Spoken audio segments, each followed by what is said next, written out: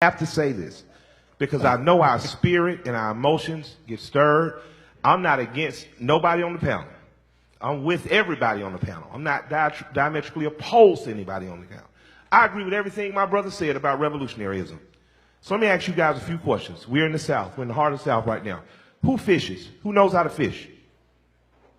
Hands down. Who knows how to hunt? Less hands. Hands down. Who shoots on a regular basis, meaning once or twice weekly?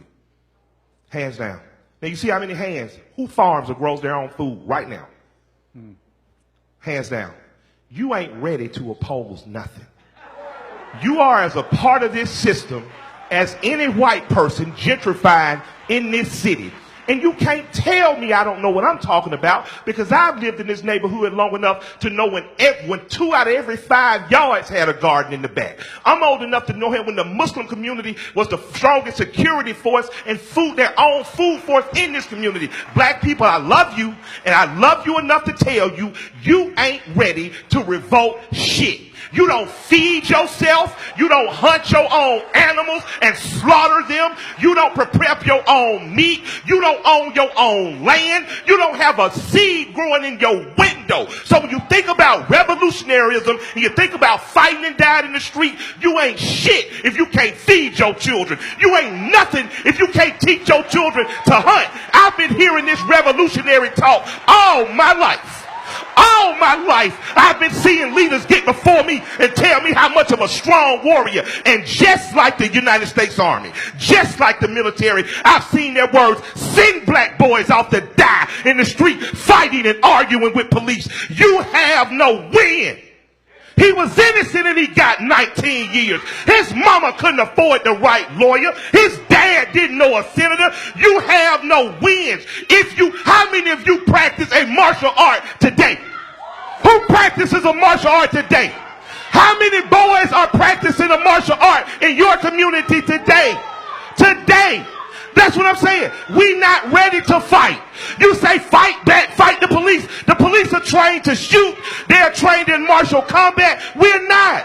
What are we going to do? Now, I'm not saying give up. I'm not saying you can't train yourself. But what I'm saying is, if you're not training every week, if you're not shooting every week, if you're not knowing how to grow your own food, arguing with me and arguing with the police ain't going to do nothing. Because if we all leave right now, all leave right now and we got a speeding ticket, we ain't all going to agree not to pay it.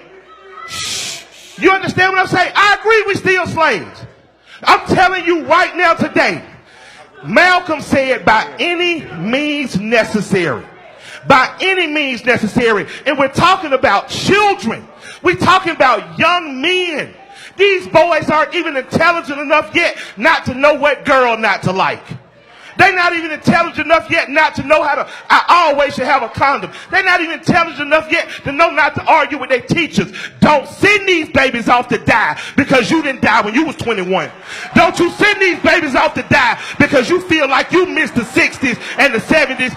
I want to see more black attorneys, more black law enforcement. I want to see more black people pooling their money to run their own candidates. I want to see more black police officers that are from the neighborhood, because I'm telling you, they tried to leave one time and they formed Liberia. Look at Liberia now.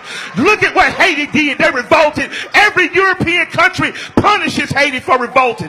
So if you're not going to revolt tomorrow, if you're not going to do like Elijah said and take all the southern states, if you're not going to gentrify Alabama, stop trying to grow warriors to fight a fight you too scared to fight. You pay your speed tickets.